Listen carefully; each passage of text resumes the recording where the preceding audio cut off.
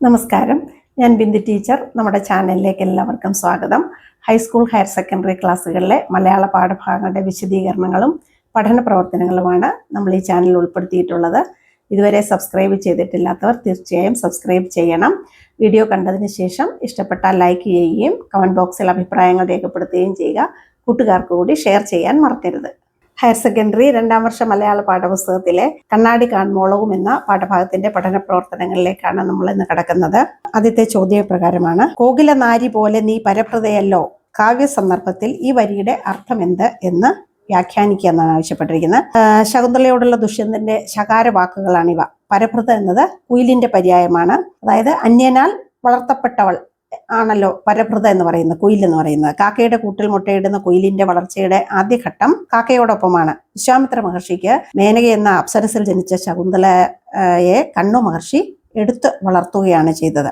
അതാണ് ആ പരപ്രത എന്ന വാക്കിലൂടെ സൂചിപ്പിക്കപ്പെടുന്നത്. ശകുന്തള സ്വന്തം അച്ഛനമ്മമാരോടൊപ്പമല്ല വളർന്നത് എന്നതിനാൽ ശകുന്തളയ്ക്ക് വളർത്തുദോഷമുണ്ട് എന്നും കൂടെ സൂചിപ്പിക്കുന്ന വാക്കുകളാണ്. അതാണ് ദുഷ്യന്തൻ ആരോപിക്കുന്നത്. കോകില നാരി എന്ന പ്രയോഗത്തിലെ നാരി എന്ന് പറയുന്നത് ഒരു മനുഷ്യ സ്ത്രീയാണ് എന്നും കൂടെയുള്ള സവിശേഷതയും കൂടെ ഇവിടെ ശ്രദ്ധിക്കേണ്ടതുണ്ട്. അടുത്ത ചോദ്യം ഇപ്രകാരമാണ്: നിന്നുടെ ജന്മത്തെക്കാൾ ശ്രേഷ്ഠം എന്നുടെ ജന്മം എന്ന് ശകുന്തള പറയാനിടയായ സാഹചര്യം എന്ത്? കണ്ടെത്തി കുറിപ്പ് തയ്യാറാക്കാനാണ് പറഞ്ഞിരിക്കുന്നത്. അപ്പോൾ ഗാന്ധർവ വിധി പ്രകാരം തന്നെ വിവാഹം ചെയ്ത ദുഷ്യന്തന്റെ കൊട്ടാരത്തിൽ ശകുന്തള പുത്രനോടൊപ്പം എത്തിച്ചേരുന്നു. എന്നാൽ ശകുന്തളയെ മറന്നുപോയ ദുഷ്യന്തൻ അവളെ കെട്ടവൾ എന്ന് കരുതി ആക്ഷേപിക്കുന്നു.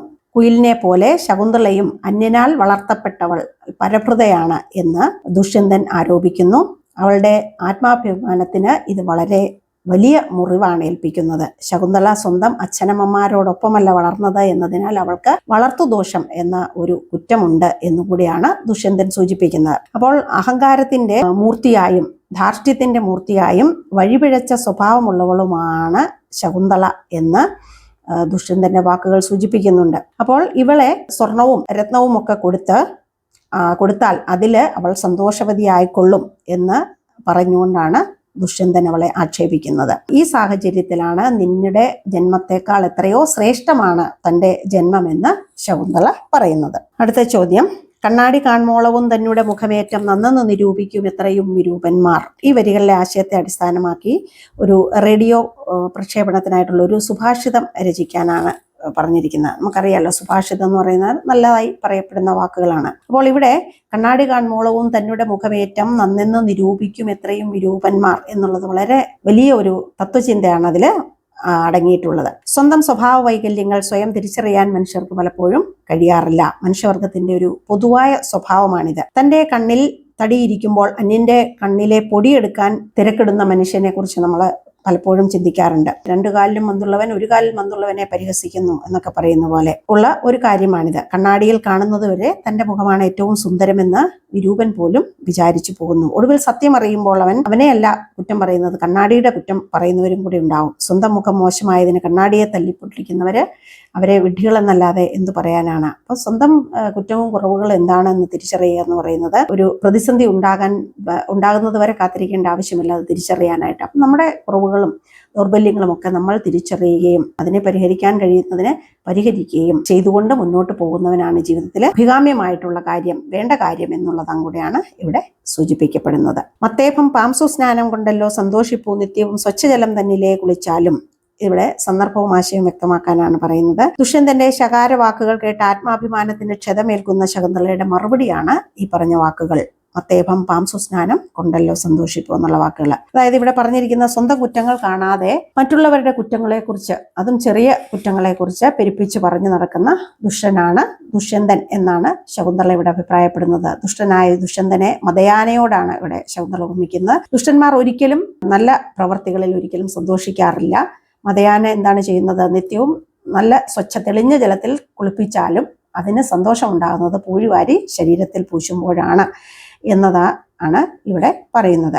ആത്മാഭിമാനത്തിന് മുറിവേറ്റ ശകുന്തള തൻ്റെ വ്യക്തിത്വം നിലനിർത്താൻ ശ്രമിക്കുന്ന ഒരു ഭാഗമാണ് നമുക്കിവിടെ കാണാൻ കഴിയുന്നത്.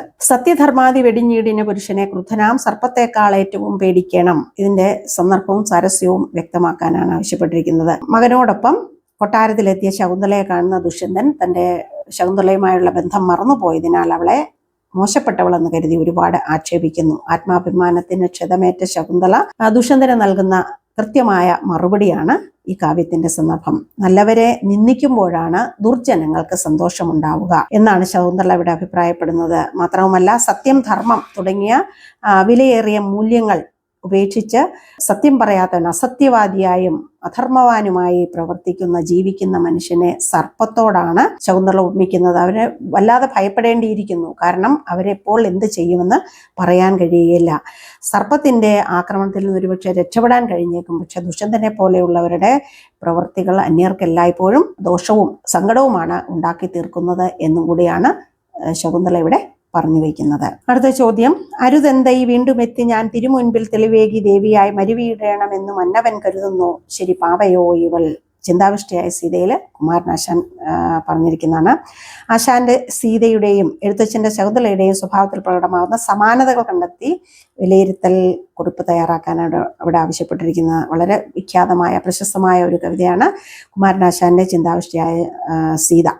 ചിന്താവിഷ്ടയായ സീതയിലൂടെ പുതിയൊരു സീതയെ അവതരിപ്പിക്കുകയാണ്. അതുവരെ നമ്മൾ കണ്ടിട്ടില്ലാത്തൊരു വ്യത്യസ്തമായ ഒരു മാനത്തിലൂടെയാണ് സീതയെ നമുക്ക് കാണാൻ കഴിയുന്നത്.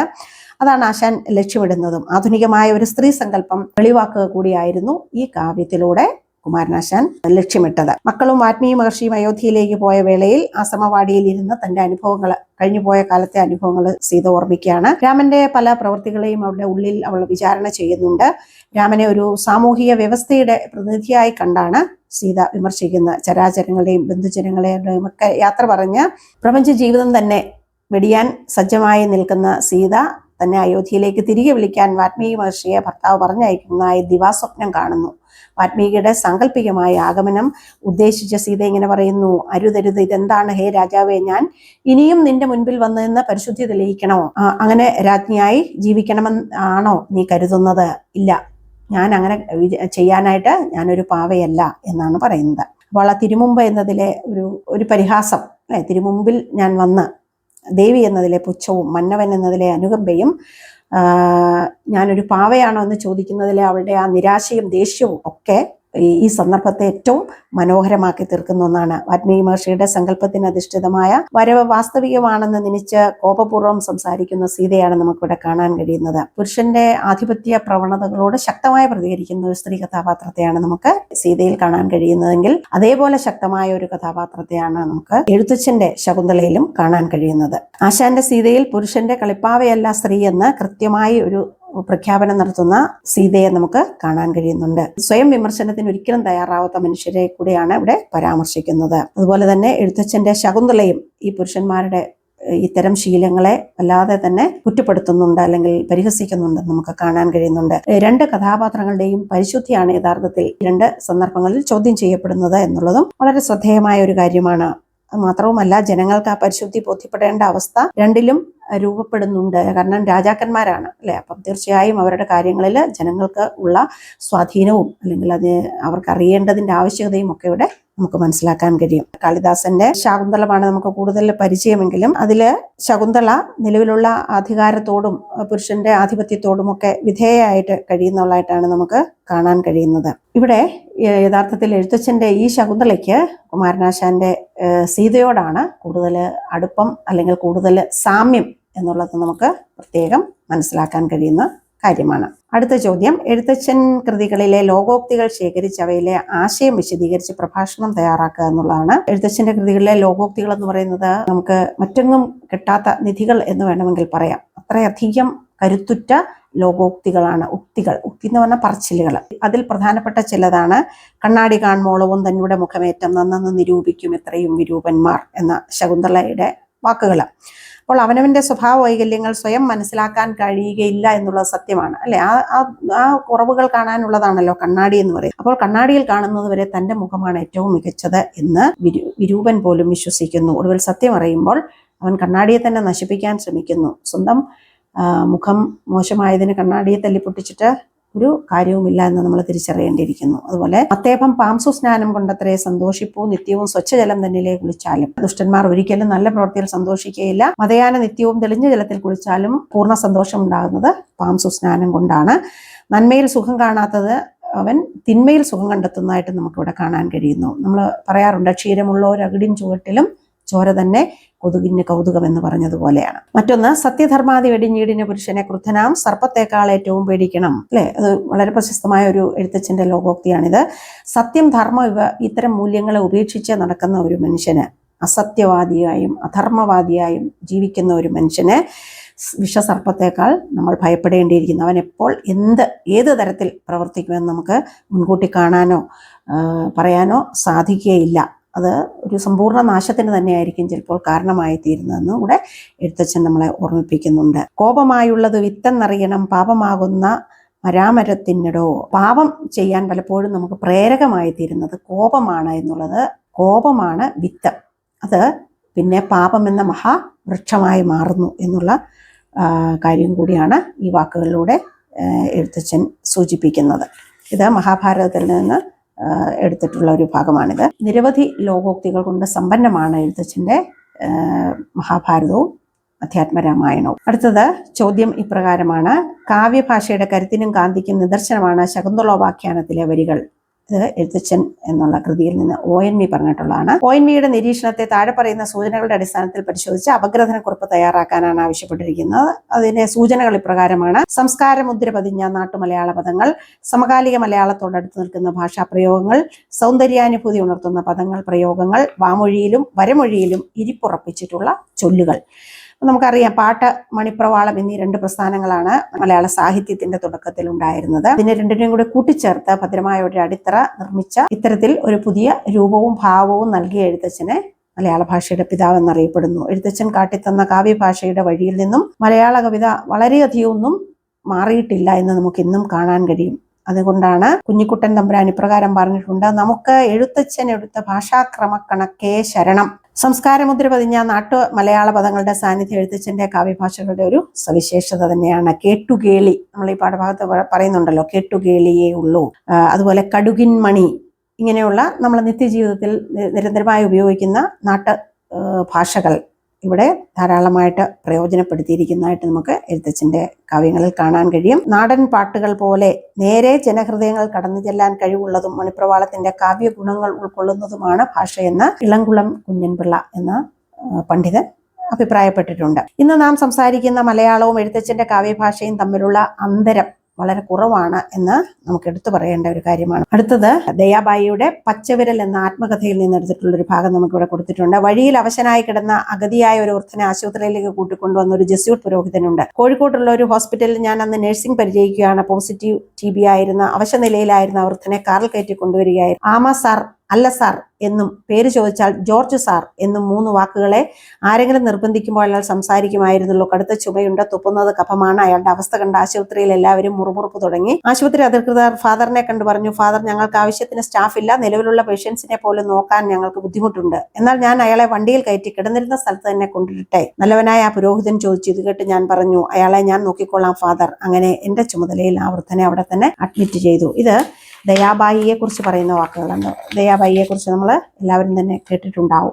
ജീവിതം മുഴുവൻ ദുരിതം അനുഭവിക്കുന്ന ആളുകൾക്ക് വേണ്ടി നീക്കിവെച്ച് കന്യാസ്ത്രീ ആകാൻ വേണ്ടി കന്യാസ്ത്രീ ഭവനത്തിൽ ചേർന്നു. പിന്നീട് അവിടെ നിന്ന് പോയിട്ട് കീഴാളരുടെയും ചേരി നിവാസികളുടെയും ജീവിതത്തിന് വേണ്ടി പ്രവർത്തിച്ച ഒരു സാമൂഹ്യ പ്രവർത്തകയാണ് ദയാബായി. മധ്യപ്രദേശിലെ ഒരു ഗ്രാമത്തില് സാമൂഹ്യമായ പ്രവർത്തനങ്ങൾ നടത്തിക്കൊണ്ടിരിക്കുന്ന അവസരത്തിൽ അവര് എഴുതിയിട്ടുള്ള ഒരു അവരുടെ ആത്മകഥ ആണ് പച്ചവിരൽ എന്നുള്ളത്. അതിന്റെ ഒരു ഭാഗമാണ് ഇവിടെ പറഞ്ഞിട്ടുള്ളത്. ചോദ്യം ഇപ്രകാരമാണ്: നല്ലനായിരിപ്പവൻ നല്ലത് ഗ്രഹിച്ചിടും. എഴുത്തച്ഛന്റെ ഈ വരിയിൽ പ്രതിഫലിക്കുന്ന ആശയത്തെ സാമൂഹ്യ പ്രവർത്തകയായ ദയാബായിയുടെ ജീവിതാനുഭവവുമായി ബന്ധപ്പെടുത്തി ചർച്ച ചെയ്യുക. ദുരിതം അനുഭവിക്കുന്നവരെ സഹായിക്കുന്നതിൽ എത്രത്തോളം നിങ്ങൾക്ക് ഇടപെടാനാവും? നമ്മൾ ആലോചിച്ചാൽ എല്ലാവർക്കും ചെറുതും വലുതുമായ പല കാര്യങ്ങളും ചെയ്യാൻ കഴിയും. ഇവിടെ ദയാബായിയുടെ അനുഭവം നോക്കിയാൽ കോഴിക്കോട്ടുള്ള ഒരു ഹോസ്പിറ്റൽ നഴ്സായിരിക്കുമ്പോൾ സംഭവിച്ച ഒരു കാര്യത്തെക്കുറിച്ചാണ് പറയുന്നത്. അപ്പോൾ നല്ലനായിരിപ്പവൻ നല്ലത് ഗ്രഹിച്ചിടുമെന്ന എഴുത്തച്ഛന്റെ വരികളിലെ ആ ശുഭാത്മകമായ ചിന്ത 2 പേരുടെ പ്രവൃത്തിയിൽ നമുക്ക് കാണാം. ഒന്ന്, ജസ്യൂട്ട് പുരോഹിതൻ രോഗിയെ എടുത്തുകൊണ്ട് ആശുപത്രിയിൽ കൊണ്ടെത്തിക്കാൻ കാണിച്ച മനസ്സ്. മറ്റൊന്ന്,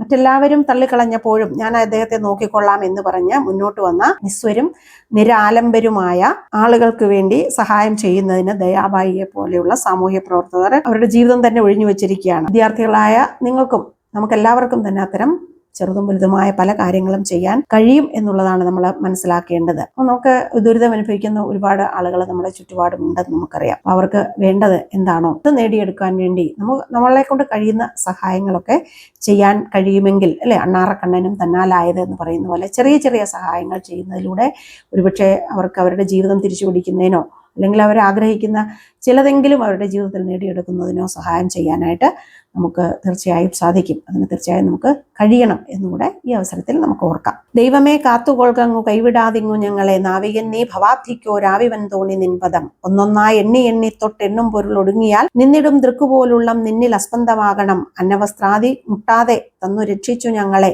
ധന്യരാക്കുന്ന നീ ഒന്നു തന്നെ ഞങ്ങൾക്കു തമ്പുരാൻ. ഇത് ശ്രീനാരായണ ഗുരുവിന്റെ ദൈവദശകം എന്ന കവിതയിൽ നിന്ന് എടുത്തിട്ടുള്ളതാണ്. പ്രപഞ്ചത്തിന്റെ സത്യമെന്തെന്ന് ജിജ്ഞാസുവിന് ബോധ്യപ്പെടുത്തി കൊടുക്കുന്ന ഒരു വിശ്വ പ്രാർത്ഥനയാണ് ദൈവദശകം. ഈ വീക്ഷണത്തിന്റെ അടിസ്ഥാനത്തിൽ മുകളിലെ കാവ്യഭാഗം വ്യാഖ്യാനിക്കുക എന്നാണ് പറഞ്ഞിരിക്കുന്നത്. 1914 ശിവഗിരി മഠത്തിലെ അന്തേവാസികളായ കുട്ടികൾക്ക് പ്രാർത്ഥന ചൊല്ലുവാൻ വേണ്ടി ശ്രീനാരായണ ഗുരു എഴുതിയിട്ടുള്ള കാവ്യമാണ് ദൈവദശകം എന്നത്. പിന്നീട് അത് വിശ്വപ്രാർത്ഥനയായി മാറി എന്നതും കൂടെ നമ്മൾ മനസ്സിലാക്കേണ്ടിയിരിക്കുന്നു. ദൈവദശകത്തിന്റെ ആദ്യ ശ്ലോകത്തിൽ മുഴുവൻ ലോക ജനതയ്ക്കും ഒരുമിച്ച് നിന്ന് അഭയം തേടാവുന്ന ഒരു ദൈവമാണുള്ളത് എന്ന് നമുക്ക് കാണാൻ കഴിയുന്നു. നാമരൂപത്തിലുള്ള ഒരു പ്രത്യേക പേര് പറയാതെ എല്ലാവർക്കും സ്വീകാര്യമായ വാക്കാണ് ഉപയോഗിച്ചിരിക്കുന്നത്, ദൈവമേ എന്നുള്ള സംബോധന. ഇവിടെ എല്ലാവരുടെയും മതത്തിനും ജാതിക്കും ഒക്കെ അതീതമായ എല്ലാവരുടെയും ദൈവം ഒന്നു തന്നെയാണെന്നുള്ള ഒരു സൂചനയാണ് നമുക്കിവിടെ കാണാൻ കഴിയുന്നത്. ഇത് പ്രപഞ്ചം എന്ന് പറയുന്ന ഒരു ഭവാബ്ധിയാണ്, ഒരു കടലാണ്.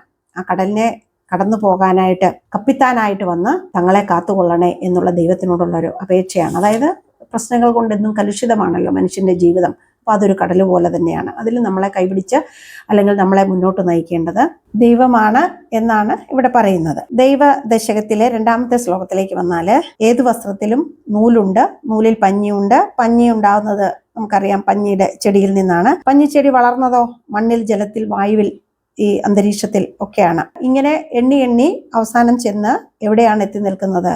നൂലിലുമല്ല, പഞ്ഞിയിലുമല്ല, പഞ്ഞിച്ചെടിയുമില്ല, മണ്ണും ജലവും അടങ്ങുന്ന പഞ്ചഭൂതങ്ങളുമില്ല.